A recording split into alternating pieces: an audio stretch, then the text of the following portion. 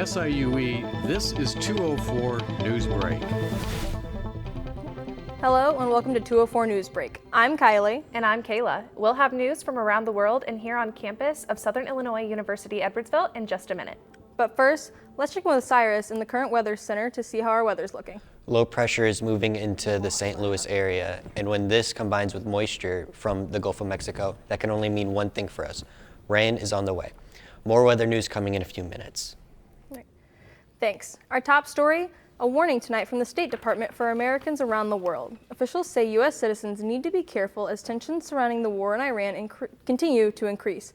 Officials say Americans could be threatened as the conflict intensifies. President Trump has issued an ultimatum to Iran to open up key shipping routes in the Persian Gulf. The war is raising concerns about global security, oil prices, and access to energy supplies. Meanwhile, Russia has launched one of the biggest drone attacks, hitting cities across Ukraine. Nearly 1,000 drones were used, targeting civilian areas and vital infrastructure. Ukrainian military officials reported damage to energy facilities and expressed concerns about power outages. The war in Ukraine is now entering its fifth year with no end in sight. For news closer to home, let's go into the field now for a special 204 News Report.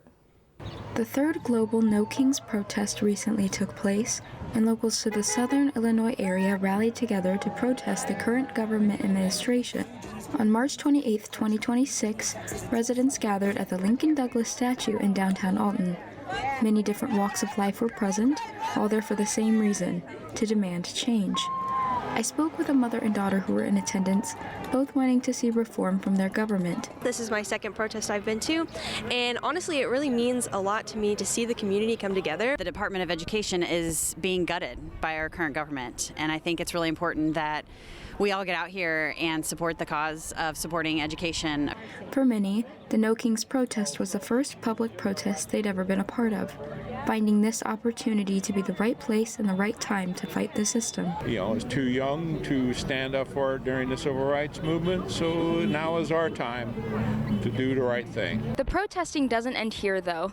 Local residents to the Alton-Godfrey area will continue their Sunday protests every week at Lincoln Douglas Square. Many say they will continue to do so until they see a change in their government. And that's Corinne Jones signing off for MC 204. If you're traveling this weekend, be ready for the long line at the airport. The Transportation Safety Administration says the wait for airline passengers has reached an all-time high. The partial government shutdown is causing delays as it drags on, with airport security workers going without a paycheck for weeks now. In the meantime, Congress is on a 2-week recess, which means the end of the shutdown is not likely soon. Closer to home, SIUE Chancellor James Minor publicly criticized the school's newspaper this week, accusing the Alestle of inaccurate reporting. Minor was not specific, but said in a letter to the university leadership that he is disappointed by what he calls the newspaper's predictably poor, inaccurate, and incomplete reporting. An editorial in the Alestle calls Minor's accusations baseless and says the newspaper stands by what it's reporting. Still ahead, a look at the weather. The long-range forecast may surprise you when 204 News Break continues.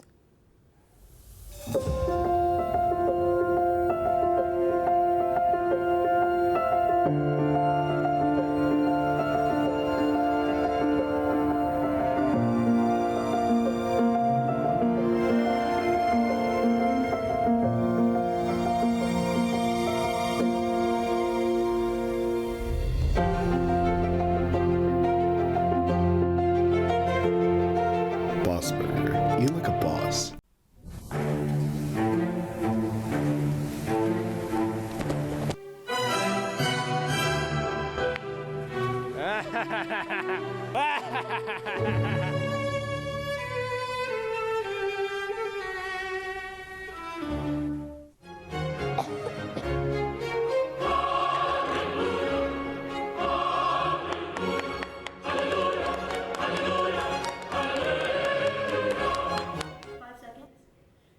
Welcome back. After a warm fall in the Midwest, weather forecasters say we might have more of the same this winter. To find out, let's go to the Weather Center where Cyrus has the details. Looks like we need to get ready for an unusual winter. And by that, I mean unusually warm and rainy. Experts at the National Oceanic and Atmospheric Administration anticipate a less severe winter with reduced snowfall and increased rainfall in most of the U.S. They say the impact of El Nino as well as the effects of climate change are contributing to this altered winter outlook. So warmer weather is on the horizon. Back to you.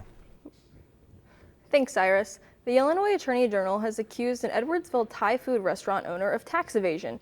54-year-old Saram Purabat faces charges of filing false tax returns to avoid paying more than $100,000 in sales tax. Purabat, who owns the popular Zap Thai restaurant, was indicted on 2 counts of theft of government property, in addition to 35 counts of filing false tax returns. Golfer Tiger Woods is also facing charges this week after a rollover crash near his Florida home. Police say Woods was attempting to pass a truck in a narrow road when his vehicle flipped. Woods and a passenger in his car were not hurt, but he was arrested on charges of drunk driving and refusing to submit a blood test. Woods has previously been arrested in 2017 for driving under the influence of prescription drugs. Finally, our thoughts go out tonight to SIUE music professor Manny Watts, who was recovering from a lightning strike on campus yesterday. When asked about his shocking experience, he responded, quote, "It really transformed my life. I'm a much more positive person now." Manny told reporters he plans to take charge of his life and shed light on the dangers of playing the trombone in thunderstorms. Watts students say he's not only a great musician, but an excellent conductor as well. Well, that's it for 204 Newsbreak. I hope your world is a better, less shocking, and safer place. We'll see you again tonight at 10. Good night, everyone.